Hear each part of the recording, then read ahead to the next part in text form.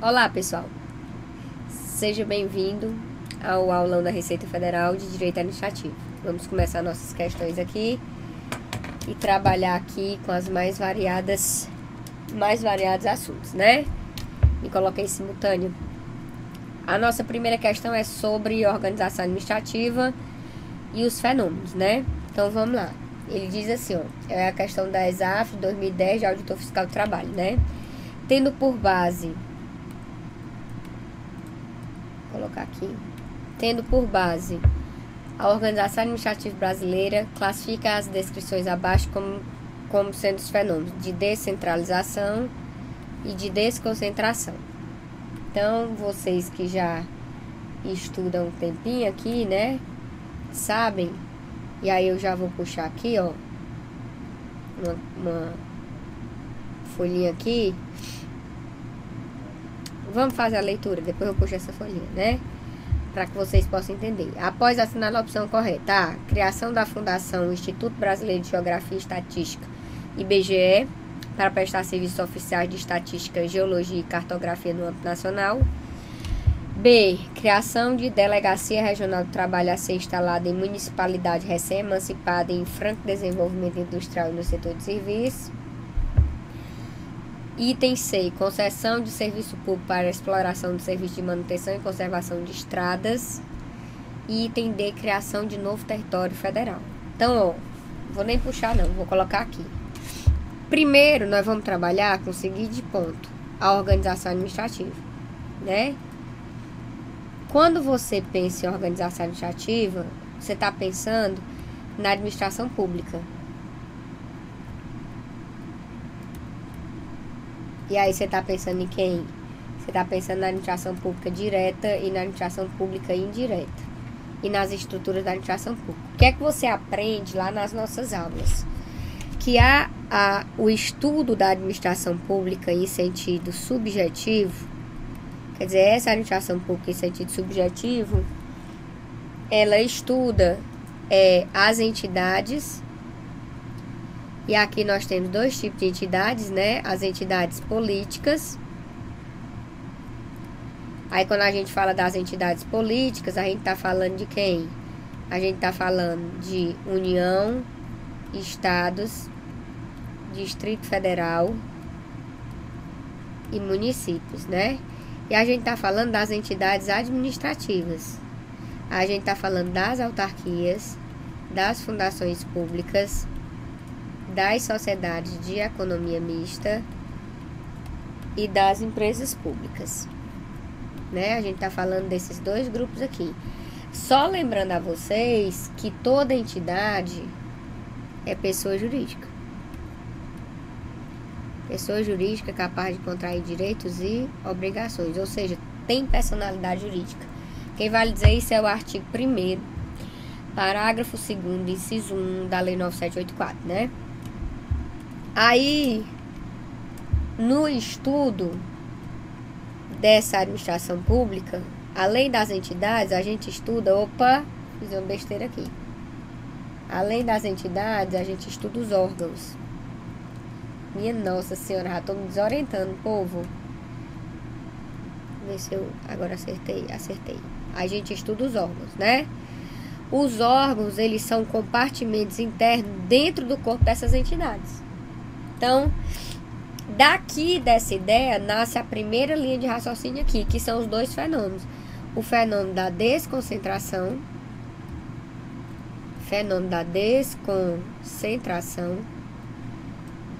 e o fenômeno da descentralização da organização administrativa.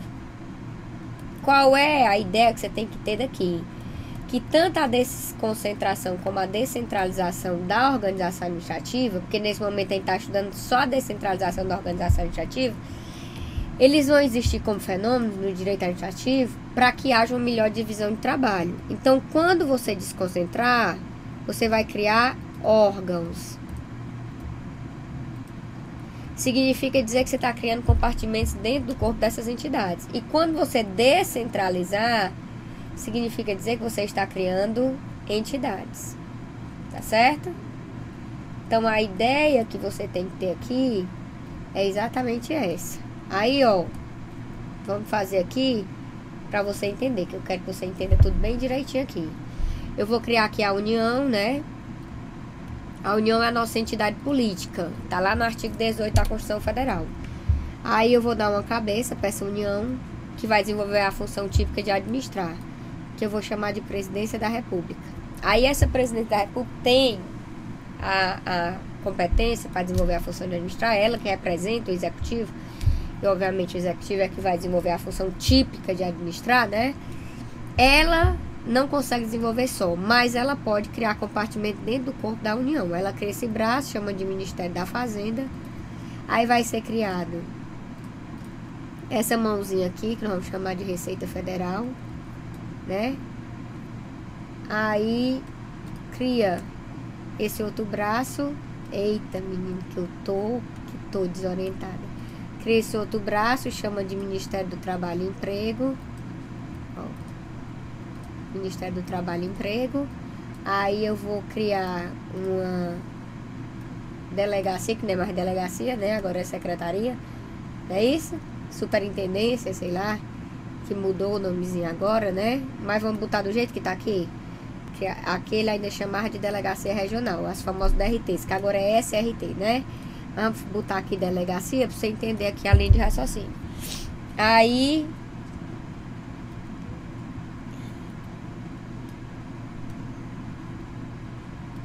criou aqui uma perna, chamo de Ministério da Justiça. Eu vou botar bem aqui a Polícia Federal, por exemplo. E criou outra perna, chamo de Ministério da Educação.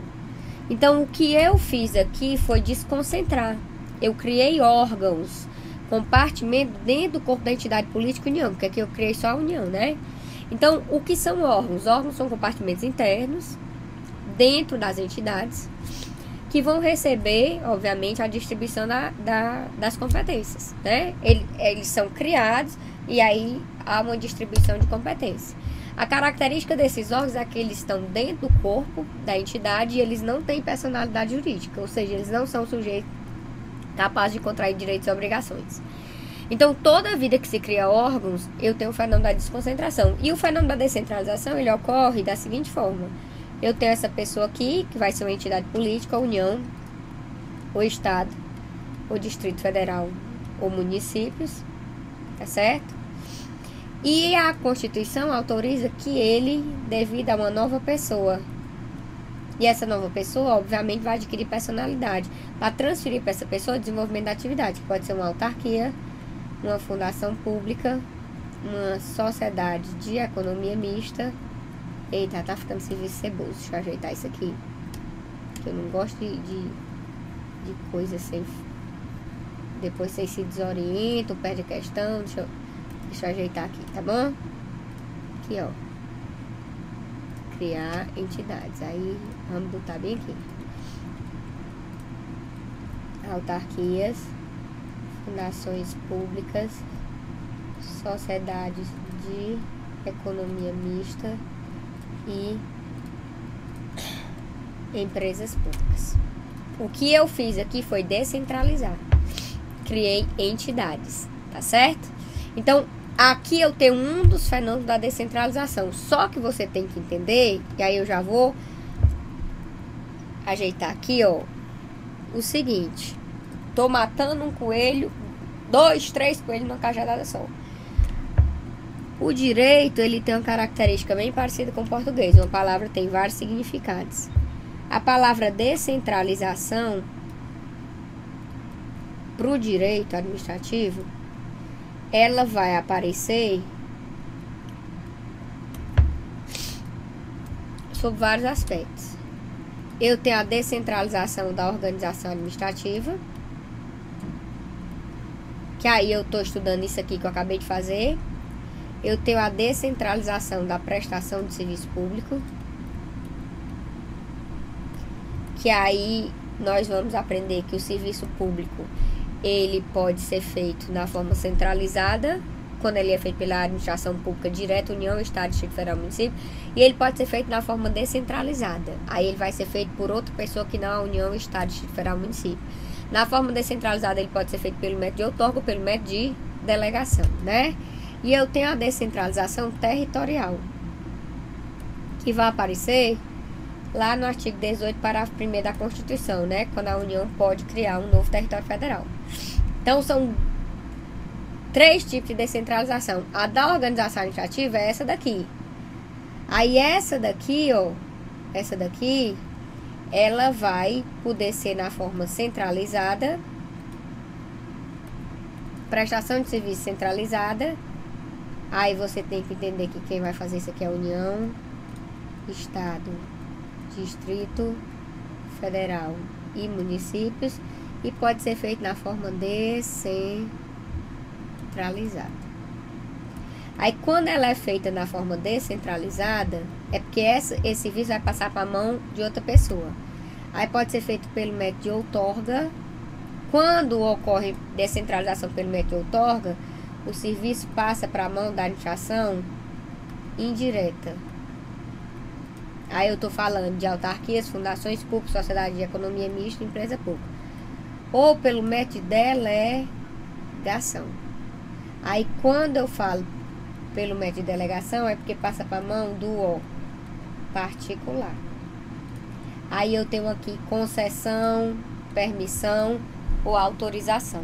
Então nunca esqueça, eu tenho a descentralização da organização administrativa, a descentralização da prestação de serviço, que é a descentralização por colaboração, né? Na maioria das vezes estou falando da delegação, quando eu falo por colaboração, e a descentralização territorial, quando eu tenho a criação do novo território, que está aqui no artigo 18, parágrafo 1º da Constituição. Vou pegar aqui para você fazer leitura, só para você entender aqui o que eu estou querendo dizer. Ele diz assim, ó, parágrafo 2º.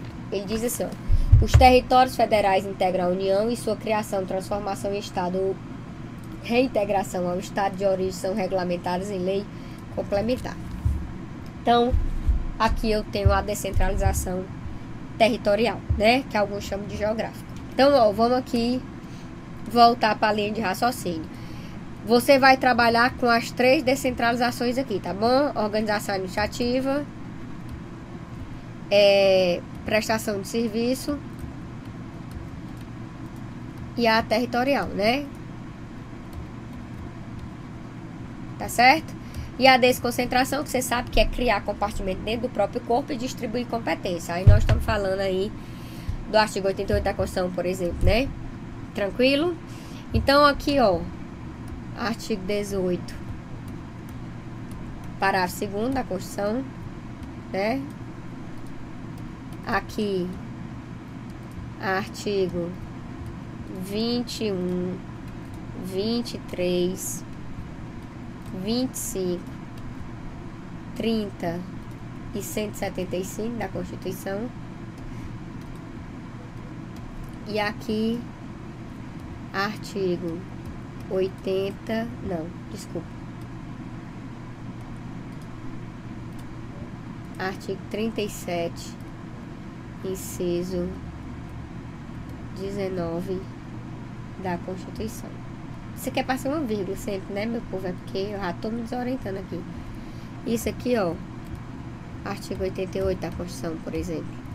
E tem o 61, parágrafo 2º, parágrafo 1º, inciso 2, a linha E, né? Tem que decorar a Constituição agora também, além da 8.112, além de sei de quê. E nessa altura são 9h15, né? São 21 horas e 15 minutos da sexta-feira. Que dia é hoje, Arnane? 14 de setembro. Quer dizer, esse aulão vai amanhã pro ar, né? Tenho fé, viu, meu povo? Que eu tô mais pra lá do que pra cá. Uma hora dessa. Mas eu digo, artigo 61, parágrafo 1º, inciso 2, a linha E. Artigo, deixa eu botar aqui, né? Nariz entupido. Artigo 61, parágrafo 1º, inciso 2, a linha E da Constituição Federal. Tá certo? Então pronto, você já tem noção, né? Então 1 é descentralização e 2 é desconcentração. E eu já estou estourando aqui os horários. Assinala a opção correta. Criação da fundação. Então eu estou criando uma fundação pública, né? Que é o IBGE, para prestar serviços oficiais de estatística, geologia e cartografia. Descentralização, né? Aí, criação de delegacia regional do trabalho a ser instalada em municipalidade. Isso aqui, quando a gente chamava de delegacia, que agora não é mais delegacia, isso era fenômeno da desconcentração, né? Continua, né? Só que não é mais delegacia. Então, eu tô aqui no inciso 2. Aí, concessão de serviço público. Aí, ó, é descentralização da prestação de serviço. Aí, aqui é 1 também, né? E criação de novo território também é 1. Então, o item correto aqui é o item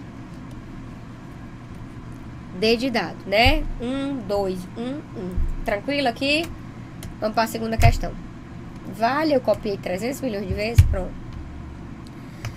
Acerca da contratação temporária, assinale a opção incorreta. Ele quer aqui a opção incorreta, eu fiz questão de botar isso aqui, né? Para você entender, essa contratação temporária, ela está prevista lá no artigo 37, inciso 9 da Constituição. A administração pode contratar temporariamente para atender excepcional interesse público, né? E aí, o que é que acontece aqui? O que é que eu quero que você entenda aqui? De uma vez. Essa contratação temporária vai fazer com que surja uma pessoa chamada servidor temporário. Certo? E esse servidor temporário, ele tem uma característica, ele nem tem cargo nem emprego, porque ele tem uma função pública. E essa função pública, ela é independente. Ela nem é ligada a cargo, nem é ligada a emprego. E ela tem natureza, obviamente, eventual temporária. Então, para atender excepcional interesse público, a administração pode contratar temporariamente. O que é que você precisa saber daqui antes da gente ler? Primeiro, tá aqui. Artigo 37, inciso 9 da Constituição. Ó. A lei estabelecerá os casos de contratação por tempo determinado para atender a necessidade temporária de excepcional interesse público. A administração pode contratar. O que é que você precisa saber daqui? A Constituição vai trazer essa lei de raciocínio e cada ente político, União, Estado, Distrito Federal, município, vai fazer a sua lei dizendo o que é que se encaixa nessa contratação por tempo determinado. Então, eu vou ter uma lei federal, eu vou ter uma lei estadual, eu vou ter uma lei municipal, e aquele ente é que vai determinar o que é que se encaixa ali na contratação temporária para atender necessidade temporária de excepcional interesse público. A lei federal é essa daqui, ó. Lei 8745. Mas a gente tem leis nos estados, a gente tem lei nos municípios, e vocês precisam entender isso, tá bom? Então, ele diz aqui, dispõe sobre a contratação por tempo determinado para atender a necessidade temporária de excepcional interesse público, dos termos do inciso 9 do artigo 37 da Constituição e dá outras providências. Aí vamos voltar para a questão. Você já tem noção de quem é essa contratação temporária. Sabe que aqui ele não vai ser servidor público, porque ele não vai ter cargo público. Sabe que ele não vai ser empregado público, que é o X da questão, está aqui. Porque ele também não tem emprego público, que ele tem função pública. Aí, vou lhe chamar a atenção para uma coisa. Ó, a doutrina moderna, ela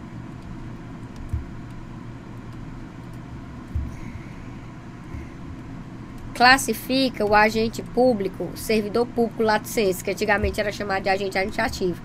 E esse servidor público, ó, ele pode ser de 3 tipos: servidor estatutário,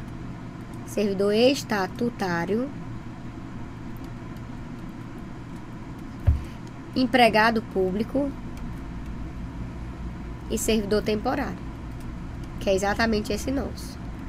Esse servidor estatutário, obviamente, a relação de trabalho dele é regida pelo estatuto. Relação estatutária, relação de trabalho dele.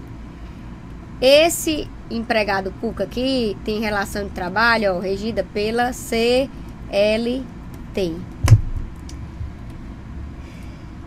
Tu sabe, Hernani, que esse pincel me estressa, né?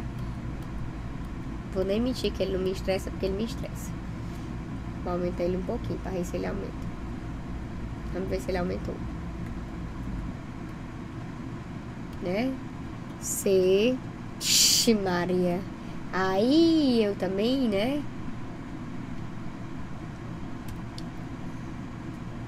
Seletista, né?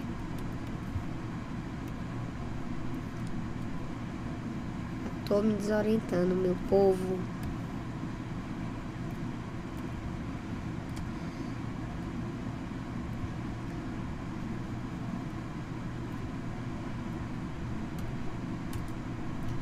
seletista.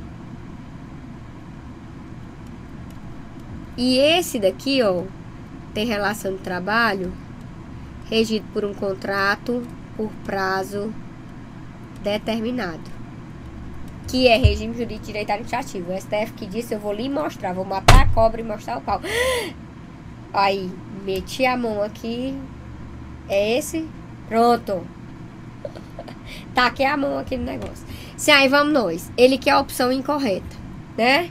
Ele diz assim, o regime de previdência aplicável aos contratados temporários é o regime geral da Previdência Social, certo? Onde é que isso tem, professor? Artigo 40, parágrafo 13 da Constituição Federal. Tá certo? Olha aqui. Ao servidor ocupante exclusivamente de carga em comissão declarada em lei de livre nomeação e exoneração, bem como cargo temporário, que é isso que nós estamos falando, ou emprego público, aplica-se o regime geral da Previdência Social. Então, você vai adotar essa linha de raciocínio, ó. Regime previdenciário. Né? RGPS e RPPS. O RPPS, ele só atinge quem tem cargo efetivo e não é suficiente ter cargo efetivo, viu? Tem que ter cargo efetivo e o ente político tem que usar regime próprio, como ente administrativo. Às vezes, nos municípios do interior, a gente encontra cargo efetivo e o regime não é próprio. Aí joga o povo para o RGPS, mas não é a Constituição que vai lhe dizer isso, é o direito previdenciário. E o RGPS, ele se aplica a algumas pessoas da administração pública. Quem são elas? O empregado público, que você já sabe que é regido pela CLT, o servidor temporário, que tem contrato por prazo determinado, e o servidor ocupante de cargo exclusivamente em comissão, né? Aí ele não é concursado, ele é exclusivamente cargo em comissão, tá bom? E lembre-se que eu posso ter um efetivo que não tem regime próprio, que aí não é a Constituição que lhe diz isso não. Então, o servidor temporário que tem contrato por prazo determinado, ele tem RGPS. Então, tá aqui, artigo 40, parágrafo 13 da Constituição Federal. Ó. Voltamos aqui. Então, esse item aqui tá correto. Aí, item B. A discussão em relação de emprego entre o contratado temporário e a administração pública deve se dar na justiça comum. Corretíssimo! Professora, a senhora me desorientou. Lhe desorientei, não. O STF vai lhe dizer, na reclamação, menina, essa caneta, ela me desorienta. Na reclamação, meu nariz está entupido, 4904, que essa relação de trabalho aqui, ela tem natureza sui generis e é regime jurídico administrativo, ele não é seletista. Aí você mata isso aqui, ó. O regime jurídico de servidores contratados por prazo determinado é trabalhista, não. É jurídico administrativo. Certo? Não é trabalhista. Vamos já ler essa reclamação para você ver. Então, o que é que acontece? Essa justiça comum aqui que você tem que entender, ou eu estou falando da justiça federal, que é a justiça de matéria comum, ou eu estou falando da justiça estadual. Preste atenção. Se ele for servidor temporário da União, ou de uma autarquia federal, ou de uma fundação pública de direito público federal, ele vai discutir a relação lá na Justiça Federal, que é a justiça que discute matéria de âmbito comum. Se ele for servidor temporário da justiça de um estado, ou de uma autarquia estadual, ou de uma fundação pública de direito público estadual, ou de um município, ou de uma autarquia municipal, ou de uma fundação pública de direito público municipal, ele vai discutir a relação na justiça estadual. Então, é a justiça comum que tem competência para discutir essa relação. Se ele é servidor federal, servidor temporário federal, discute na justiça federal. Se ele é servidor temporário estadual municipal, discute na justiça estadual. Essa decisão está aqui, ó. Está aqui, ó. Reclamação 4904, origem Sergipe. Competência para julgamento da relação de trabalho temporário. Ementa, vamos lá. Reclamação constitucional administrativo, contrato temporário, vínculo jurídico administrativo, descumprimento da ação direta de inconstitucionalidade.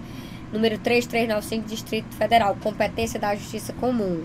Contrato firmado entre o reclamante e o interessado tem natureza jurídica administrativa. Aqui, ó, reclamante, Estado de Sergipe. Reclamado, Tribunal Regional do Trabalho, porque era quem estava julgando. E aí eu tenho um interessado aqui, e os advogados, né, que é o José Potilho dos Santos. Aí ele diz, duração temporária se submete, natureza jurídica administrativa, duração temporária e submete a regime específico estabelecido pela lei sergipana. Lembre-se que eu lhe disse que os contratos temporários, eles são determinados pelo o que é temporário, para atender necessidade excepcional de interesse público. Eu tenho uma lei federal, uma lei estadual, uma lei municipal. No nosso caso aqui, a lei sergipana é essa daqui. Regulamentada pelo Decreto 11.203. Incompetência da Justiça do Trabalho para processamento e julgamento das causas que envolvam o poder público e servidores que sejam vinculados ao regime jurídico administrativo precedentes. Então, essa decisão matou 2 coelhos com a cajadada só. Por quê? Porque você já sabe que essa relação não é trabalhista e que ela é discutida não na Justiça do Trabalho, mas na Justiça o quê? Comum, né? Aí, esse tá certo. E o errado é esse. Como a gente tá atrás da incorreta, a gente já achou incorreta, tá certo? Aí, vamos lá. Nem sempre é exigido processo seletivo simplificado prévio para a efetivação da contratação temporária. Tá certo, ó. Deixa eu lhe mostrar aqui. Quem vai lhe dizer isso é a Lei 8745. Ele diz assim, ó. Artigo 3º. O recrutamento de pessoal a ser contratado nos termos dessa lei será feito mediante processo seletivo simplificado, sujeito a ampla divulgação, inclusive através de diário oficial, prescindindo, quer dizer, não necessitando, de concurso público. Então, o processo seletivo aqui não necessita de concurso público. Aí ele vai mais longe. A contratação para atender às necessidades decorrentes de calamidade pública, emergência ambiental e emergências em saúde pública prescindirá, quer dizer, não necessitará também de processo seletivo. Então, eu tenho situações que eu posso contratar temporariamente que nem processo seletivo eu vou precisar fazer. Aí eu tenho emergências ambientais, calamidade pública e emergências de saúde pública. Artigo 3º, parágrafo 1º da Lei 8745. Então, esse item aqui também, ó, tá correto, né? Artigo 3º, parágrafo 1º da Lei 8745 / que, meu povo, que eu já tô desorientada. Ai, meu Deus, tem que ter fé comigo. Me lembro mais não. 8745 de que? Uma hora dessa eu não me lembro mais de nada. 93. Não sei mais nem meu nome, imagine a data dessa lei. Pronto, né? Aí o requisito da temporariedade deve estar presente na situação da necessidade pública e não na atividade para qual contratada, exatamente. Artigo 37, inciso 9, para atender excepcional interesse público. E a própria lei também, né? Acumulado com a lei. Então, todos os itens estão corretos e o único item correto é o item E, obviamente, tá bom? Vamos lá, terceira questão. São direitos referidos aos servidores públicos federais, além do vencimento e das vantagens conforme requisitos estabelecidos em lei, exceto adicional pelo exercício de atividade de saúde perigosa ou penosa, é um direito dele, é uma vantagem, vamos já ver. Fundo de garantia pelo tempo de serviço, não. Servidor público estatutário não tem direito a fundo de garantia por tempo de serviço. Adicional noturno tá certo, gratificação natalina não tá certo, gratificação por encargo de concurso tá certo, né? Ó, vamos lá. Tá aqui as vantagens. Eu tenho 3 tipos de vantagens: as indenizações, as gratificações e os adicionais. Tipo de indenizações que o servidor público tem direito: ajuda de custo, diária, transporte e auxílio moradia. Tipo de gratificações que ele tem direito previsto na Lei 8.112, sem exclusão de outras gratificações previstas na lei dele. Natalina, desempenho de chefe, assessoramento ou direção, encargo de curso ou concurso. E tipo de adicionais sem prejuízo de outros adicionais previstos na lei dele. Adicionais de atividade de saúde perigosa ou penosa, serviço extraordinário, noturno e férias. Aqui, ó, a partir do artigo 49 eu tenho esses direitos, né? Então, o item incorreto aqui é o item do FGTS. Óbvio, né? Porque não é um direito previsto aqui como direito do servidor público estatutário. Tranquilo aqui? Para não zerar, né, essa questão. Aí vamos lá. Quarta questão. Outra. Ótima. Foi do concurso procurador agora. À luz da tradicional doutrina, aí ele já deixou bem claro quem é que ele está falando, é Lilos Meirelles, porque é tradicional. É possível identificar como espécie de ato administrativo o chamado ato ordinatório. Tia Lídio, que é o ato ordinatório, é o ato que vai ditar o funcionamento da administração, que tem como um dos seus exemplos decretos regulamentares, alvarás, circulares, multas e homologações. Deixa eu lhe mostrar uma coisa. Nós temos 5 espécies de atos administrativos: os normativos, os ordinatórios, os negociais, os enunciativos, também chamados declaratórios, e os punitivos. Qual é o conceito de normativo? Os atos administrativos normativos, eles existem para dar fiel cumprimento a uma lei que já existe. Eles ditam regras gerais abstratas, mas regra geral sem inovar na ordem jurídica. Regra geral, porque nós temos exceções. Nós temos situações que inovam na ordem jurídica. O decreto autônomo, né? Que a jurisprudência do STF já está aceitando, e a doutrina majoritária aceita, e as resoluções das agências reguladoras, por exemplo, né? Que inovam. Mas a regra do ato normativo é ele não inovar. Por isso é que ele é chamado de ato normativo derivado ou secundário. Qual é a função do ato normativo? É ditar regra geral e abstrata para dar fiel cumprimento a uma lei que já existe. Excepcionalmente é que ele pode inovar. E isso tudo é na função de administrar. Exemplos de atos normativos: decretos, regulamentos, instruções normativas, regimentos, resoluções, deliberações.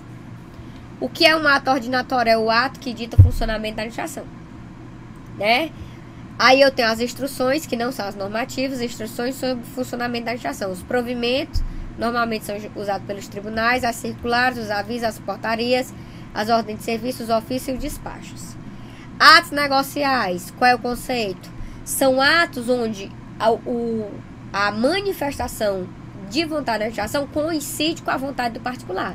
Aí eu tenho licença, por exemplo, licença para dirigir, autorização por porte de arma, permissão de uso bem público, aprovação, admissão, visto, homologação, dispensa, renúncia e protocolo administrativo. Aí os atos enunciativos, eles apenas declaram a situação que aconteceu. Aí eu tenho certidões, atestados, pareceres e apostilas. E os atos punitivos, né, óbvio, eles punem, né? E externos, normalmente decorrente do poder de polícia, multa por infração de trânsito. Internos, normalmente decorrente do poder disciplinar, demissão de servidor. Então ele quer saber aqui quais são os atos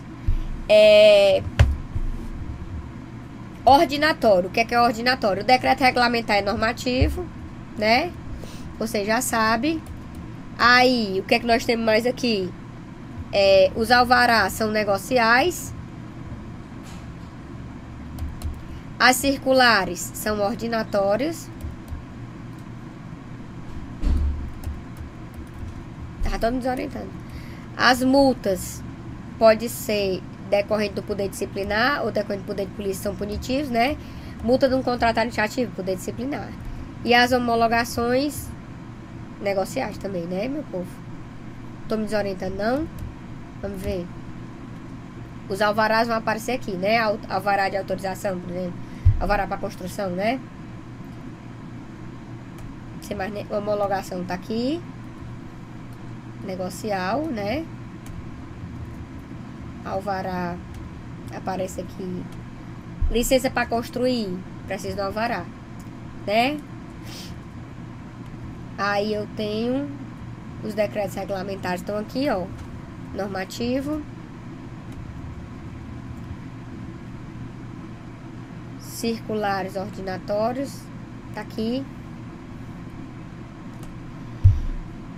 Menino, pelo amor de Deus, se desorienta não, Lidiane. Multa é punitivo. Desculpa, povo. E homologação tá aqui também. Então, ó, como a gente quer a pressa é inimiga da perfeição. Como a gente quer o ordinatório aqui, ó, é a circular. Pronto, né? Vou parar aqui, senão o chefe me mata. Volto já já para fazer o restante, tá? Um grande abraço, tenha fé em Deus e boa sorte na sua caminhada.